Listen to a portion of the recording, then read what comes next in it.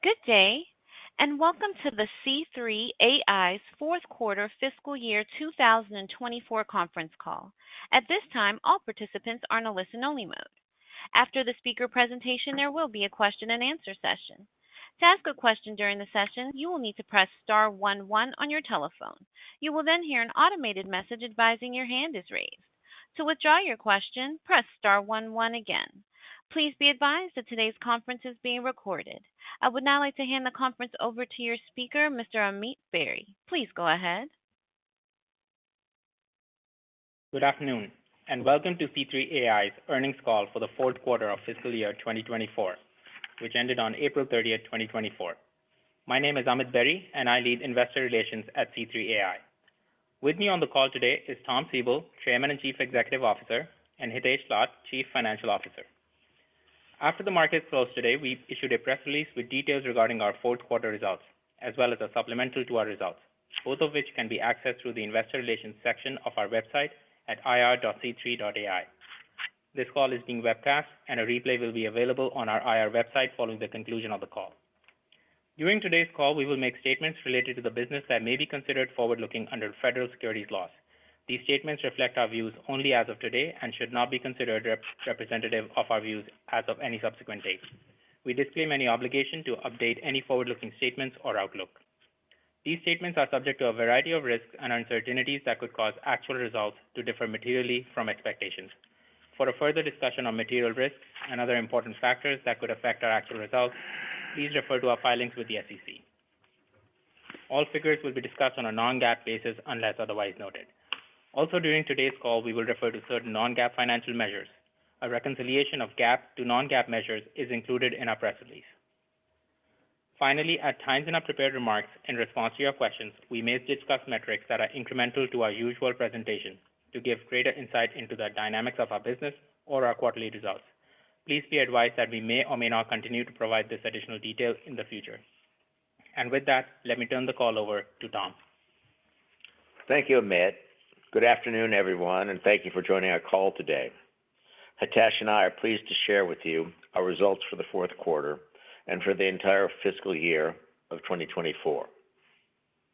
Q4 was a great quarter and the end of a huge year for C3.ai.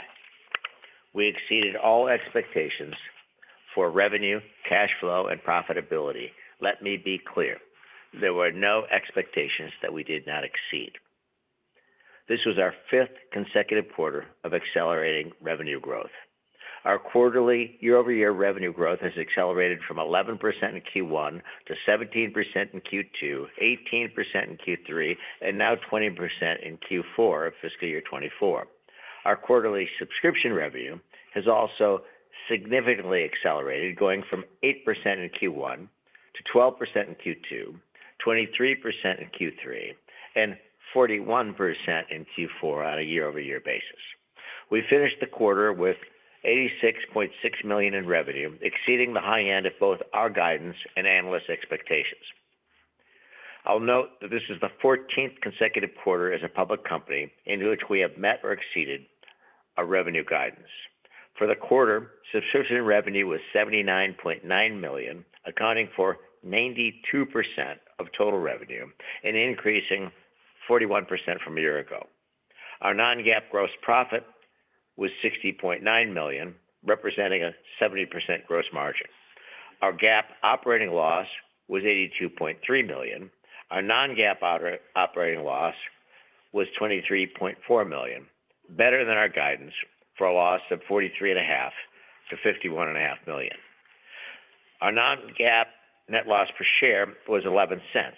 We generated free cash flow of $18.8 million to end the quarter with $750.4 million in cash equivalents, and investments, again, exceeding analyst consensus.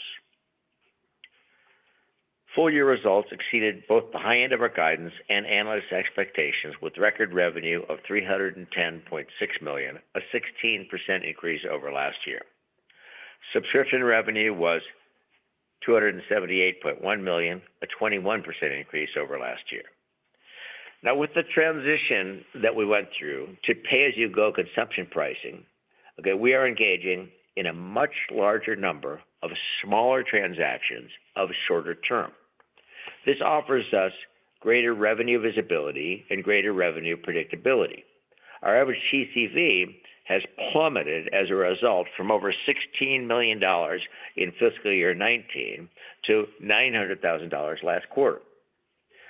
As we work through this pricing transition, we are seeing, as expected, at first a decline and now a return to accelerating revenue growth. Also, as expected, we are seeing a reduction in RPO. We expect RPO to continue to decline in the next few quarters as we expect revenue to increase. This is a mathematical certainty from the change in our go-to-market model, and I'm not certain at all that RPO is a valid leading indicator of our business in the short term going forward. Let's take a look at the AI value stack. There clearly is a market frenzy today around AI infrastructure. Now, when you look at the value stack at AI, at the bottom you have silicon. Above that, you have infrastructure. Above that, you have foundation models. And on top of all of that, you have enterprise AI applications.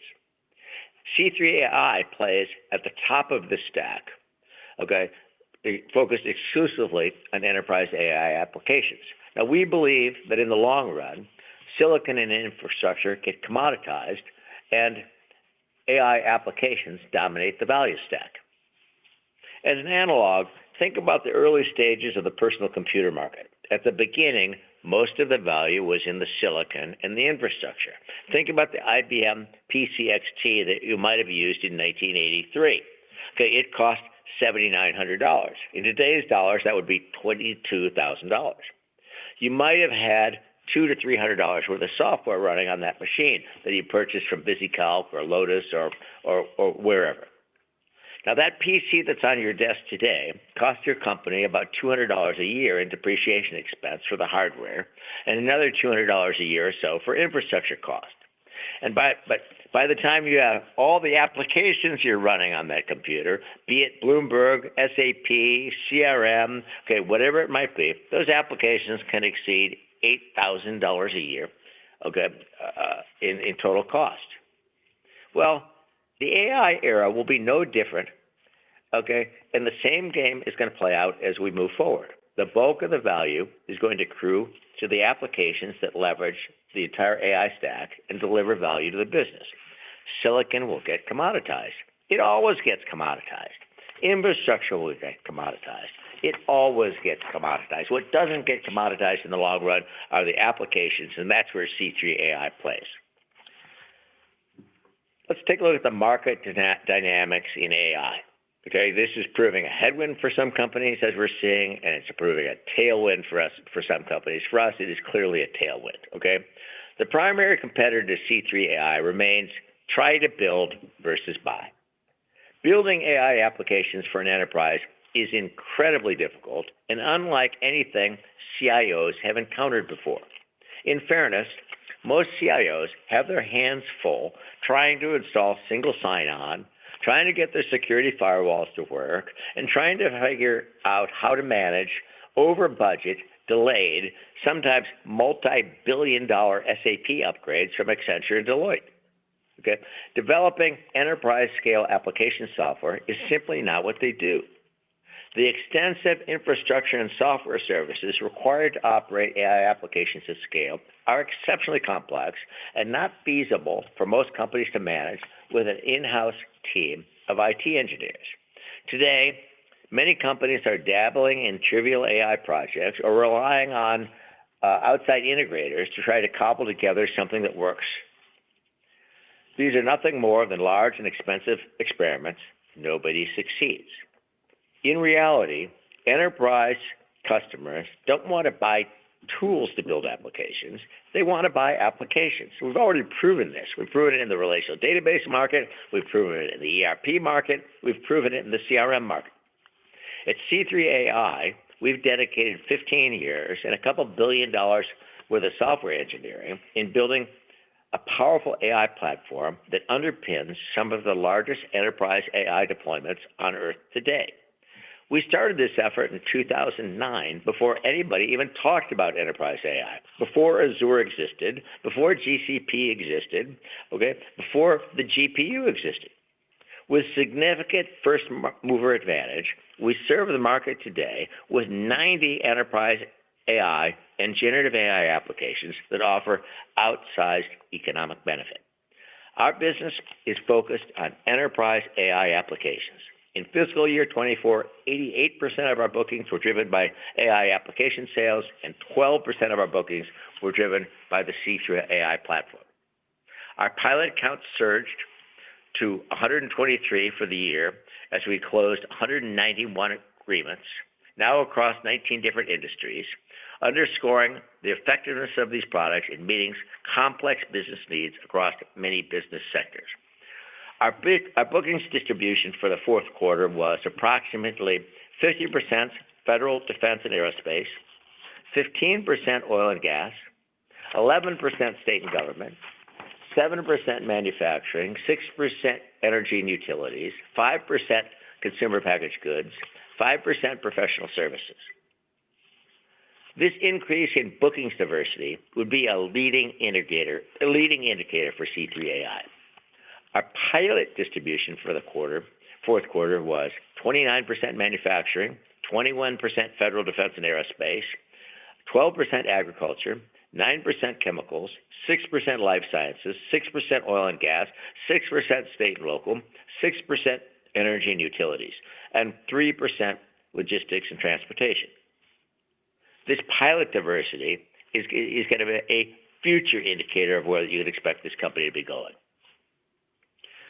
Now, let me provide a brief update on some of our recent product advancements. First, version 8 of our platform and applications is providing customers with an order of magnitude improvement in speed, efficiency, and overall performance. It is now with version 8, it is now more than 20 times faster to ingest data, train machine learning models, and infer time series features. And customers can run thousands of applications in a single C3.ai platform cluster to reach highly scalable deployments. The C3.ai community is the name of our interactive training, online help, and developer platform. It is becoming a thriving ecosystem for engagement and collaboration amongst C3 developers and data scientists around the world. This year, we supercharged the C3.ai community by delivering C3 Generative AI Copilot, which instantly answers questions and generates code for programmers to massively increase developer productivity on the C3.ai platform.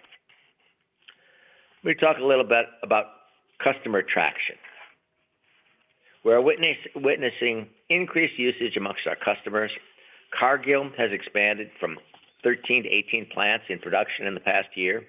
Baker Hughes sourcing optimization is now deployed across 855 sites and 3 business segments with 2,000 users, offering a potential savings of $100 million a year. C3.ai Reliability is now deployed at 12 plants at Petronas, monitoring 4,000 control valves and realizing $25 million a year of annual loss avoidance. Dow is enhancing its predictive maintenance capabilities with C3.ai Reliability and has announced that it's expecting to decrease downtime for steam cracking furnaces at polyethylene production facilities by 20%. Holcim, a large European construction products company, started with C3.ai Reliability production pilot in May of 2023, and now has 31 facilities in production, running over 200 machine learning models to monitor 3,000 sensors from critical equipment, including vertical roller mills. According to Rose Wesby, who's head of plants of tomorrow at Holcim, this is a quote, C3.ai is playing an important role in Holcim's digital transformation, providing innovative AI solutions that drive efficiency and sustainability. She continues, the collaboration between C3.ai and Holcim has led to advancements in operational efficiency at scale, raising the bar for predictive maintenance in our sites. Thanks to C3.ai's platform, Wholesome has achieved a step function change, in asset lifecycle management, improving our reliability and capacity for our customers, as well as reducing environmental impact. Con Edison, a C3.ai customer since 2017, uses the C3.ai platform to improve everything from operational and energy efficiency to public safety, billing performance, and customer satisfaction. According to Tom McGee, who is general manager for Con Ed's Advanced Metering Infrastructure Project, and I quote, "The AMI project, the largest in Con Ed's history, included the deployment of 5.3 million smart meters and resulted in significant benefits such as improved outage management and energy efficiency. The use of AI and machine learning has enhanced public safety, optimized grid operations, and achieved substantial energy savings and emissions reductions for our customers. We monitor our customer satisfaction very closely, and our customer satisfaction levels are well above industry averages for enterprise application software." We talked a little bit about the strength that we're seeing in the U.S. federal market. We had a strong quarter and closed out a remarkable year for the federal business, with revenue growing more than 100% in 2024. Our transaction in this vertical is increasing, establishing it as a significant growth engine for C3.ai going forward. Last year, we closed 65 agreements with federal agencies and made inroads into 10 new federal organizations. In Q4, we entered into 13 new and expanded agreements with the U.S. Air Force, the U.S. Navy, the U.S. Intelligence Community, the Defense Counterintelligence and Security Agency, the Chief Digital and Artificial Intelligence Office, the Thales Group, and the U.S. Marine Corps.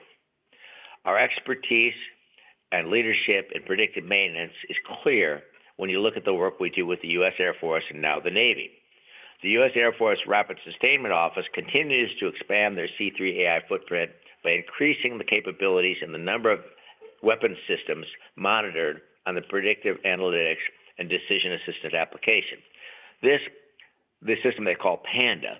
This is the system of record for all predictive maintenance projects within the RSO and the United States Air Force, optimizing fleet maintenance, increasing aircraft availability, and minimizing downtime. This application is now being applied to monitor two new weapon systems, the T-7 and the KC-46, and it's been expanded to include new capability for the B-1 bomber, the C-5, or the KC-135. According to Jimmy Lawrence, who is the Deputy Program Executive Officer for the Rapid Sustainment Office, C3.ai, and this is a quote, "C3.ai's cutting-edge technology has been a game changer for the U.S. Air Force, driving unparalleled advancements in predictive analytics and maintenance. The implementation of C3.ai solutions has revolutionized the operational capabilities of the Air Force, leading to significant improvements in aircraft readiness and efficiency," unquote. We've also been working with the U.S. Navy, building on predictive maintenance program for C3.ai, and the U.S. Air Force on the crowdsourced flight data program at Nellis Air Force Base in Nevada. This new agreement also expands the Navy into the analysis of electronic emissions on the F-35 weapon system. Talk a little bit about the C3.ai Partner Network. Our partners remain a key driver of growth and customer success as we continue to deepen our relationships with the major hyperscaler providers and system integration partners. Last year, we closed 115 agreements through our partner network, representing a 62% increase from the prior year. This includes 91 agreements with AWS, Google Cloud, and Azure. Our joint 12-month qualified pipeline with partners grew by 63% year over year. Our business activity with Google Cloud has increased considerably. In Q4 alone, we closed 12 pilots with Google Cloud. There's a massive amount of support from GCP in pursuing our state and local pilots, and Google has committed to invest with us in a big way in the first quarter. We've also substantially increased our partnerships with two firms, one Fractal and the other called Paradigm, partnering with them for professional services to support our version 8 upgrades, customer service engagements, and pilot delivery. These organizations have established dedicated practices around C3.ai and are committed to train over 200 C3.ai qualified engineers and data scientists in the coming year. Let's double-click on C3 Generative AI. Folks, this is a massive opportunity. There is substantial and growing demand for our C3 Generative AI products. The market is very much coming our way. The company launched 30 generative AI products in fiscal year 24, and we are being overwhelmed with market interest for these products. In Q4 alone, we received almost 50,000 inquiries from 3,000 businesses, each with revenue greater than $500 million, all expressing interest in our generative AI applications. 50,000, 10,500 in the 28 days of February alone. We currently expect this to expand to 90,000 inquiries in the first quarter of 25. Over the past year, C3 Generative AI was piloted across 15 different industries, driving us deeper into new verticals and accelerating our industry diversification. If we look at the industries that we touch with these pilots, it would be like 21% federal defense and aerospace, 12% manufacturing, 10% ag, 10% state and local government, 7% financial services, 5% chemicals, 5% construction, 5% CPG, 5% energy utilities, 5% oil and gas, 5% pharmaceuticals and life sciences. The C3 Generative AI remains a highly differentiated product offering in the generative AI market, providing customers with safe, secure, fast, reliable information from across their enterprise. It enables retrieval and reasoning across omnimodal data with deterministic responses, fully traceable to ground truth sources. It offers robust enterprise controls, no incremental cybersecurity risk caused by or LLM-caused data leakage, minimal hallucination risk, poses no IP liability exposure from the LLM, and provides flexibility to be completely LLM agnostic. Okay, and we further differentiated C3 Generative AI from other market offerings in the course of the year in many ways. We have a rich product roadmap for the coming year, and we will continue to invest in this product to drive innovation in the generative AI market.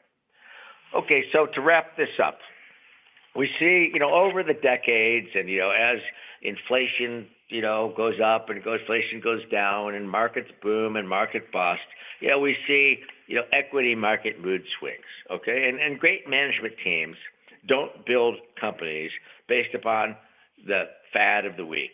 As it relates to equity markets, with increased inflation, the current pendulum has swung to a demand for instant cash generation and instant profitability. Now, let's put this into perspective. It took Apple over a quarter of a century to be consistently profitable.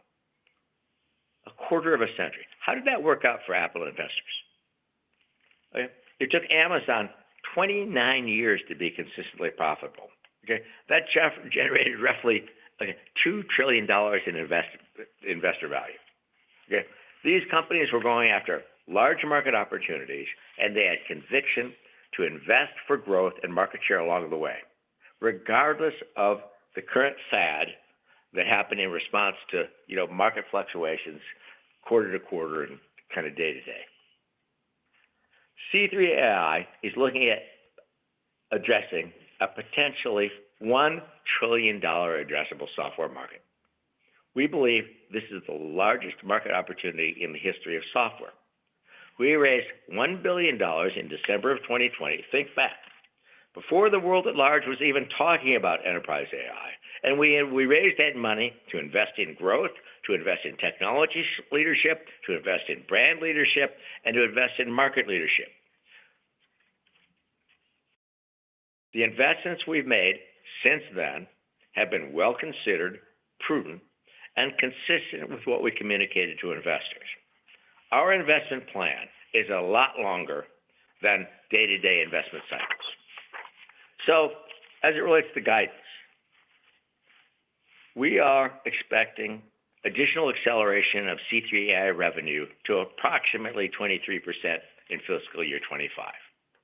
At the same time, make no mistake, we plan to continue to invest in growth as necessary to establish market share, to establish a market leadership position, and to build a long-term, cash-generating, profitable, market-leading enterprise AI software company. Our revenue guidance for Q1 of fiscal year 25 is going to be $84 to $90 million. For the fiscal year, we're looking at $370 to $395 million. Our non-GAAP loss from operations, we're expecting to be for Q1 between a $22 to $30 million loss, and for the year, $125 to $95 million loss. And now I'll turn the call over to our most competent CFO, Hitesh, for additional color and detail. Hitesh. Thank you, Tom.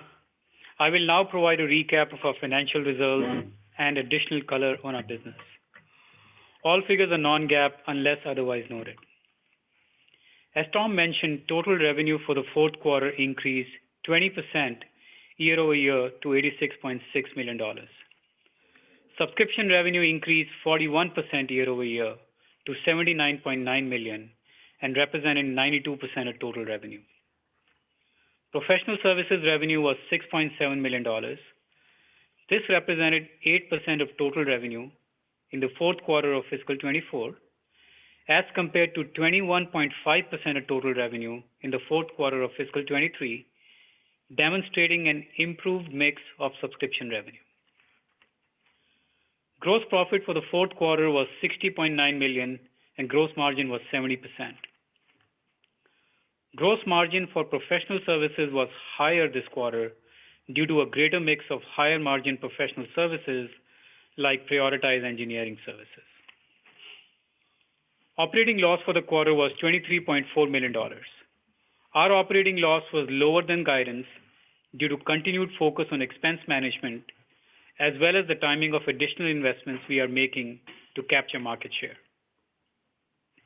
As we discussed last quarter, we expected fourth quarter free cash flow to be positive. Free cash flow for the quarter was $18.8 million. We continue to be very well capitalized and closed the quarter with $750.4 million in cash, cash equivalents, and marketable securities. Please note that the professional services mix in our revenue depends upon the nature and size of revenue deals in any given quarter. However, we expect the professional services revenue to generally stay within 10 to 20% of total revenue.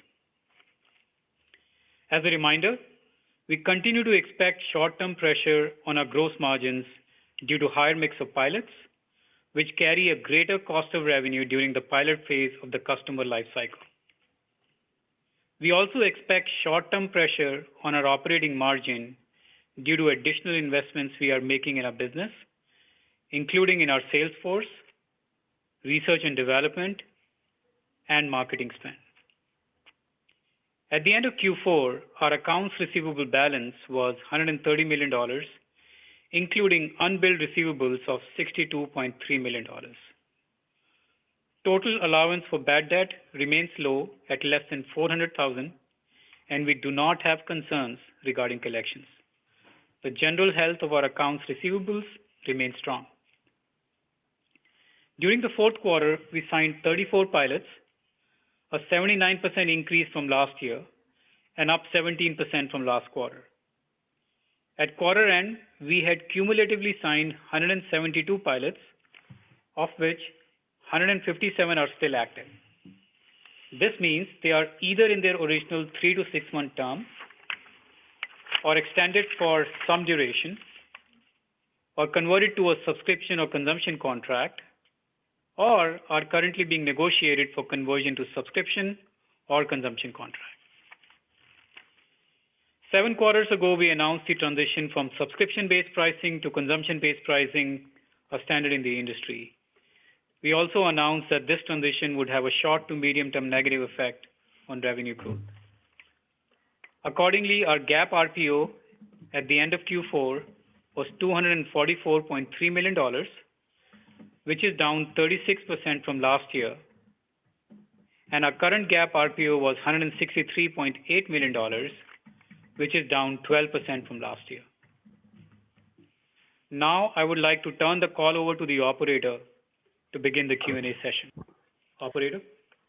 Thank you. As a reminder, to ask a question, please press star 11 on your telephone and wait for your name to be announced. To withdraw your question, please press star 11 again. One moment while we compile the Q&A roster.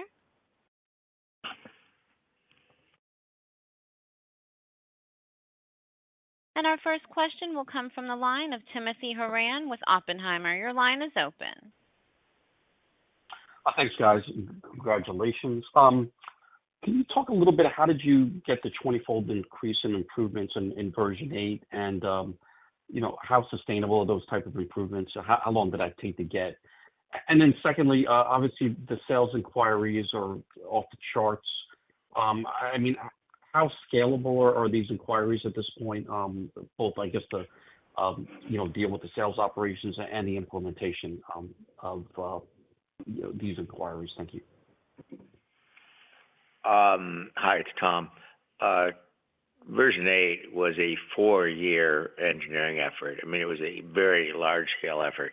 And we basically gutted the product. We re-engineered kind of the very core of it. And so it was this was a major release of the product. And, it's difficult to get into all the specifics, but we were heads down for 4 years on this, and it's a major architectural revamp. And now we won't see performance increases like that again for a while.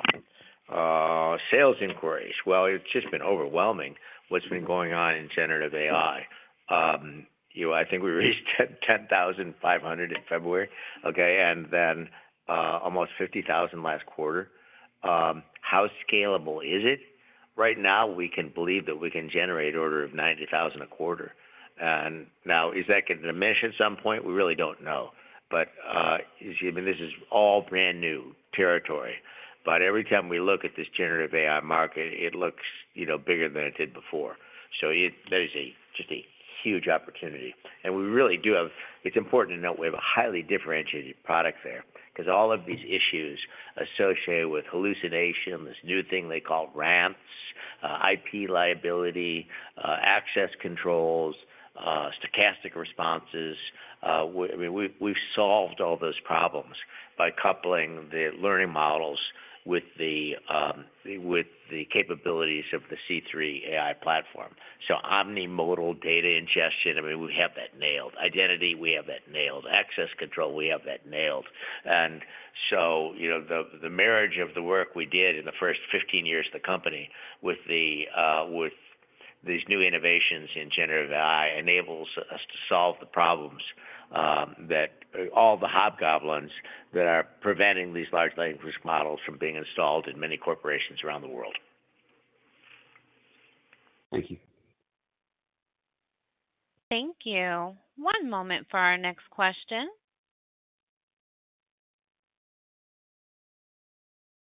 And that will come from the line of Pat Walravens with JMP Securities. Your line is open. Oh, great. Thank you. And congratulations. It's really impressive.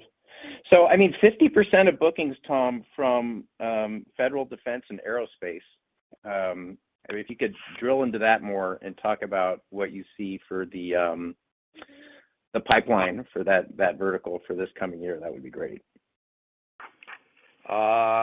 Federal looks like a growth engine, Pat. Business is good. And, we've had, a lot of inroads in the Air Force, the Navy, the intelligence community, and we are, investing in the federal business in a big way. The federal community is investing in AI in a big way. This is kind of an existential issue. We're a little bit of a war going on with AI and, against the United States and China. And, we're on the side of the good guys and we're on the team. So that's it. I'm not sure how big it is, but it's big. Yeah, and as a follow-up on that, so if your partnerships with AWS, Microsoft, Google, Booz Allen, I guess. What's bearing the most fruit in federal? Well, AWS is probably, I mean, they're the company by far that has the most tentacles into federal. And I would say probably 11 out of 12 of our applications are running on the AWS GovCloud. And so in our relationships with the federal, AWS federal group and the international federal group that deals with the allies, NATO, Five Eyes, what have you, is very deep and rich. And so that's, as it relates to hyperscalers, that's where we're seeing the most action. And AWS just is the dominant installed platform. All right, great. Thanks and congratulations again. Thank you. Thank you. One moment for our next question. And that will come from the line of Sanjit Singh with Morgan Stanley. Your line is open. Yep, thank you for taking the questions. Congrats on a strong close to the year. Tom, I'd love to get an example, your favorite example, of one of the customers sort of coming out of the Gen AI C3 pilot program and the role that C3.ai did in terms of getting them into production. I think that's a clear debate in the industry about, are a lot of these projects experimental and can they actually get into production? It seems like you guys are getting your customers into production. And so I don't know if there's one of the 58 pilots that you signed this year that sort of catches your eye and provides an example or a model, if you will, of how C3.ai gets its customers into production for Gen AI use cases. It's really, well, Sandra, it's very interesting. I mean, they're incredibly diverse. One example would be there's a large law firm that we all know that's very active in taking companies public. And what we did for them is that we ingested the corpus of SEC.gov, EDGAR, into an enterprise learning model. This would be all the S1s, all the 10Ks, all the 10Qs that have ever been published. Now, what they're going to use this for, their first use is when they're taking the next company public, whatever that might be, and they want to generate they type in the name, they type in the financials, they hit the carriage return, and it generates the first draft of the S1. And it does it in, an hour rather than 2 weeks. And this would be applicable to your business. So we should come, I'll have it live, and my offer to you is I'll have the system live and in production for $250,000 in 12 weeks. So give me a call, send me a check, and we'll have it live. Another one is,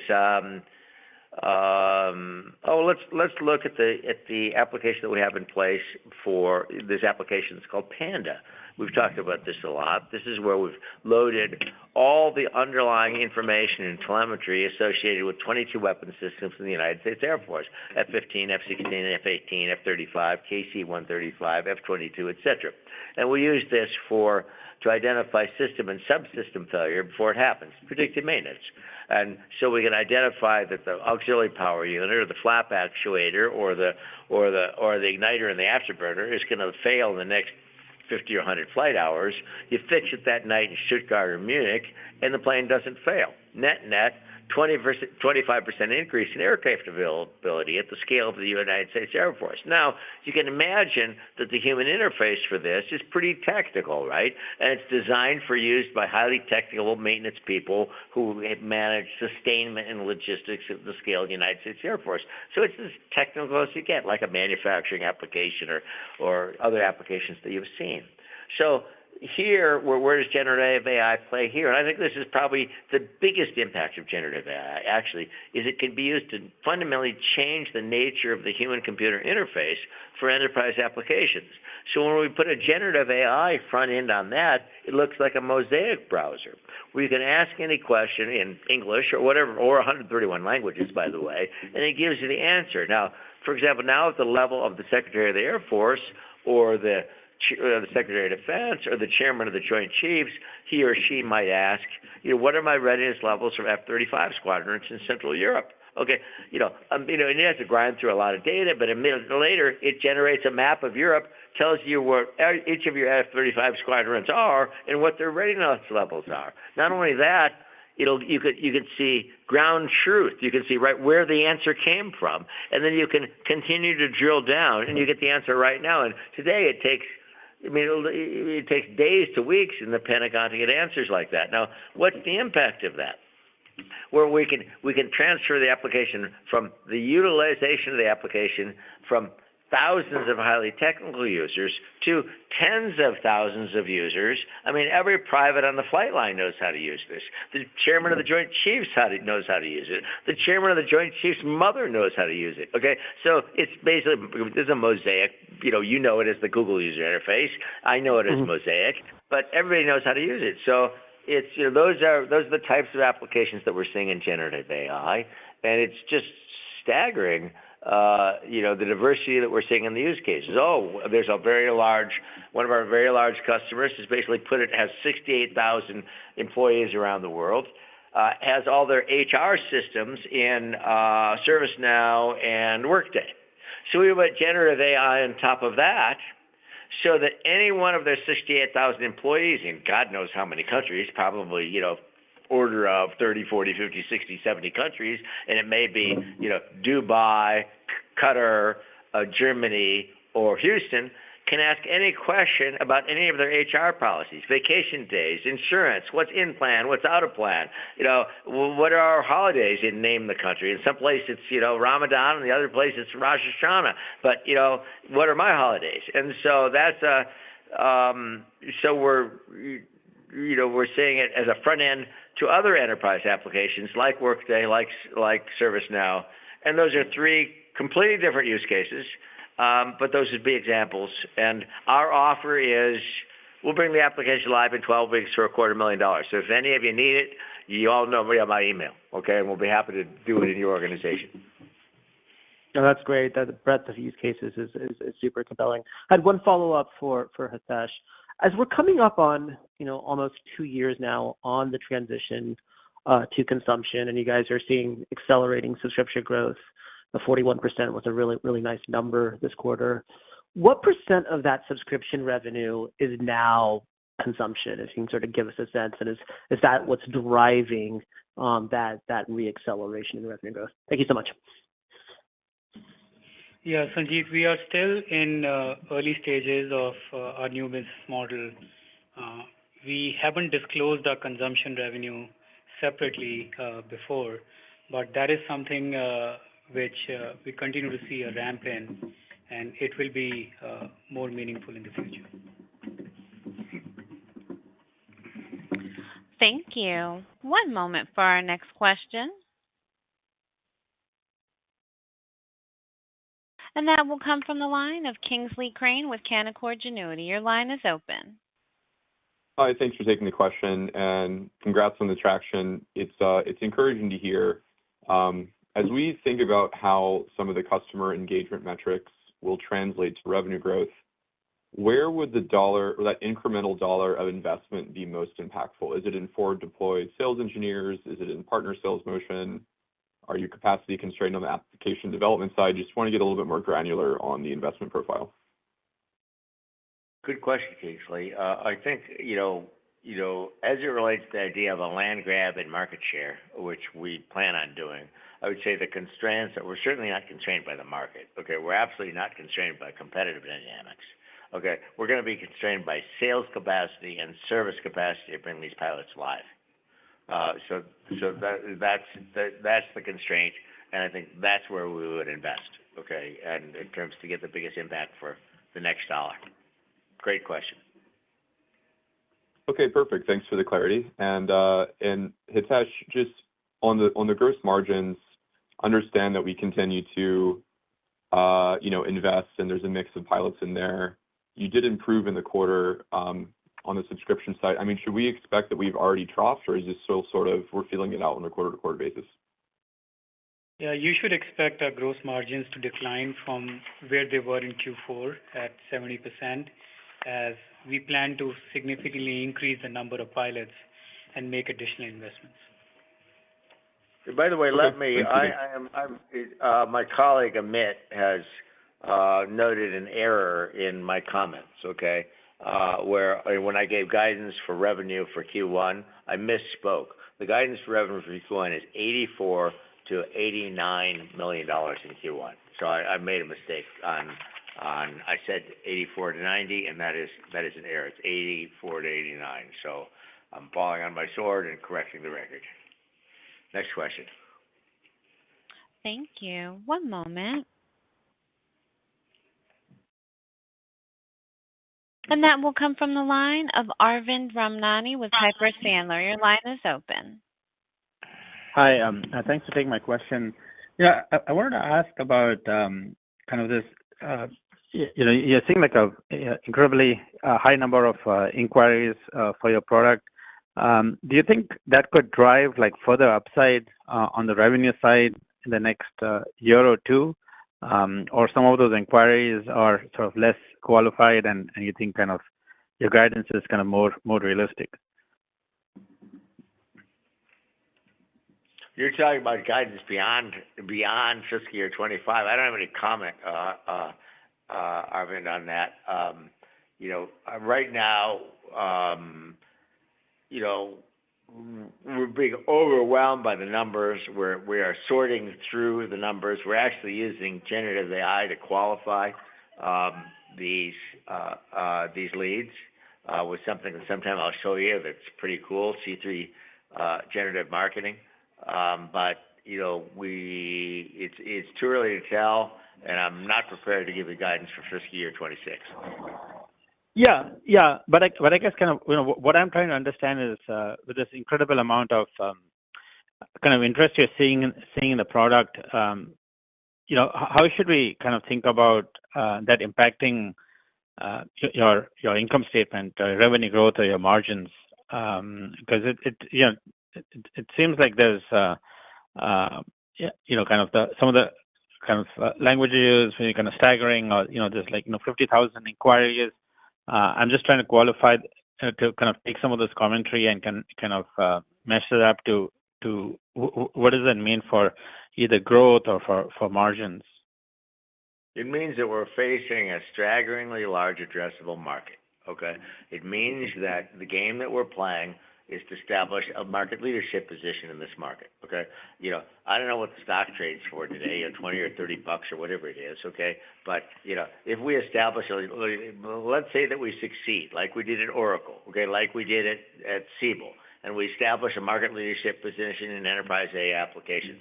I assure you, this is not a stock trading at $20, $30 or $30. Okay, it's multiples of that. Okay, maybe an order of magnitude larger than that. Maybe we fail. Maybe we fail, and we end up number 2 or number 3.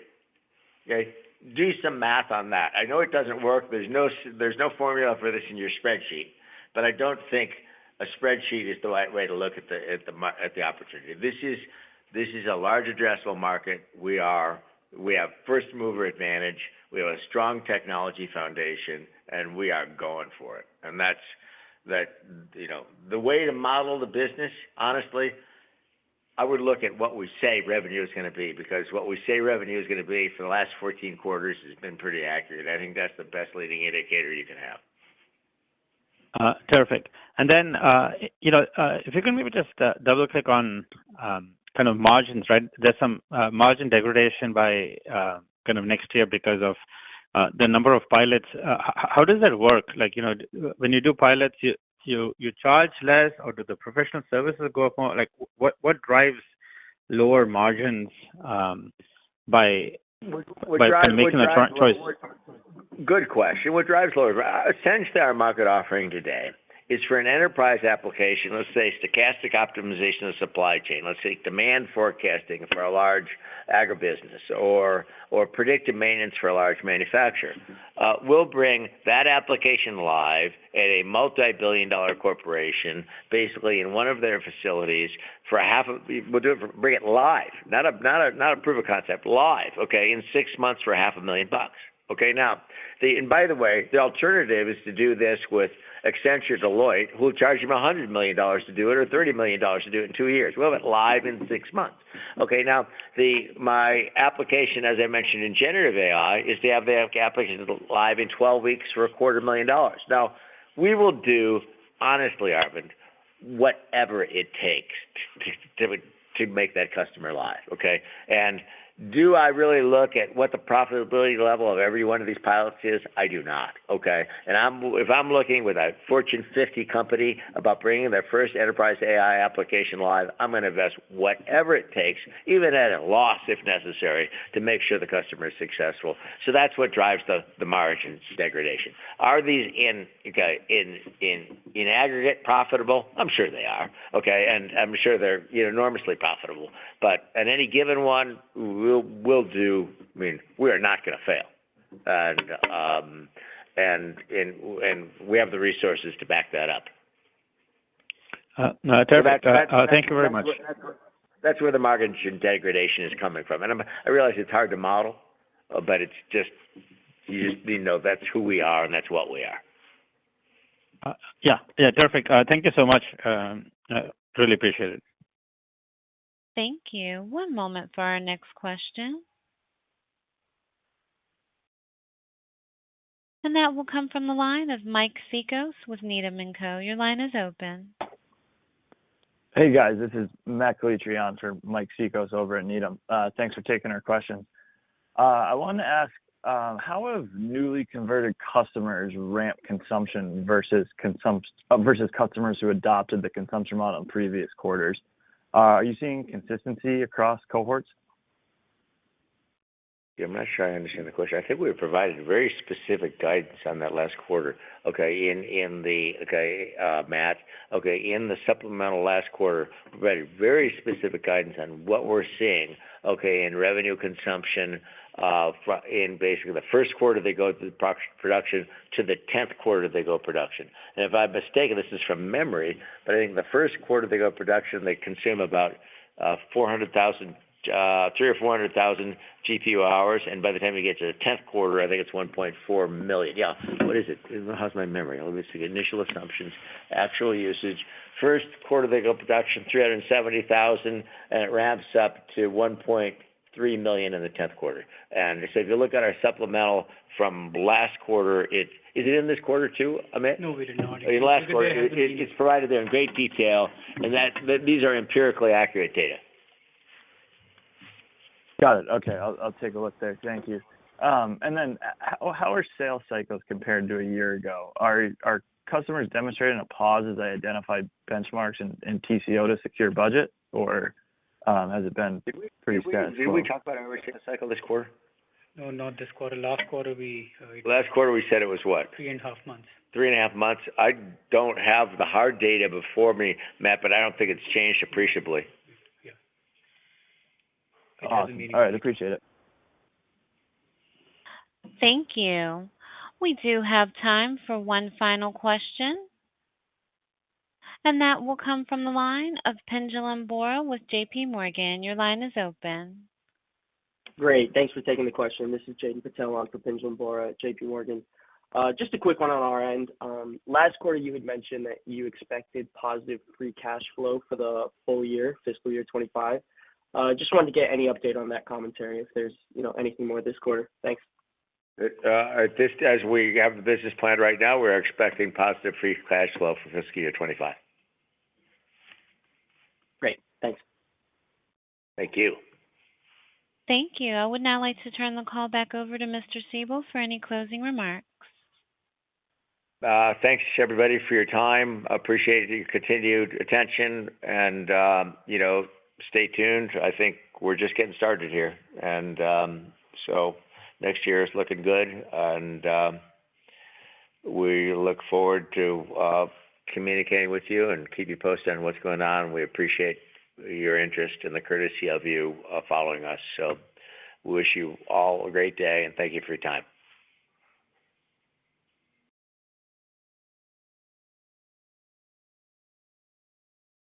This concludes today's program. Thank you all for participating. You may now disconnect.